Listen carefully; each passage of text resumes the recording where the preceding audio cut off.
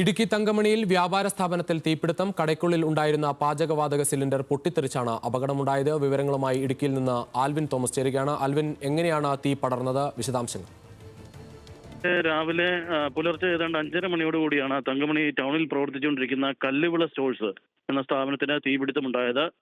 Short സർക്യൂട്ടാണ് തീപിടുത്തത്തിന് കാരണം എന്നുള്ളതാണ് പറയുന്നത്. പഴയ കെട്ടിടമാണ്, അപ്പോൾ പഴയ വയറിംഗ് ആണ് എന്നുള്ളതാണ് നമുക്ക് കണ്ടെത്താൻ കഴിഞ്ഞിട്ടുള്ളത് എന്നാണ് പ്രാഥമികമായ നിഗമനം. അതിൽ നിന്ന് തീ പടരുകയും അത് തൊട്ടടുത്തുണ്ടായിരുന്ന മുറിയിൽ സൂക്ഷിച്ചിരുന്ന ഗ്യാസ് കുറ്റിയിലേക്ക് തീ പടരുകയായിരുന്നു. പാചകവാത സിലിണ്ടർ ഏതാണ്ട് 3 സിലിണ്ടറുകളോളം പൊട്ടിത്തെറിക്കുകയുണ്ടായി. ഇതേ തുടർന്നാണ് തൊട്ട് സമീപത്തുണ്ടായിരുന്ന കടയ്ക്കും തീപിടുത്തമുണ്ടായത്.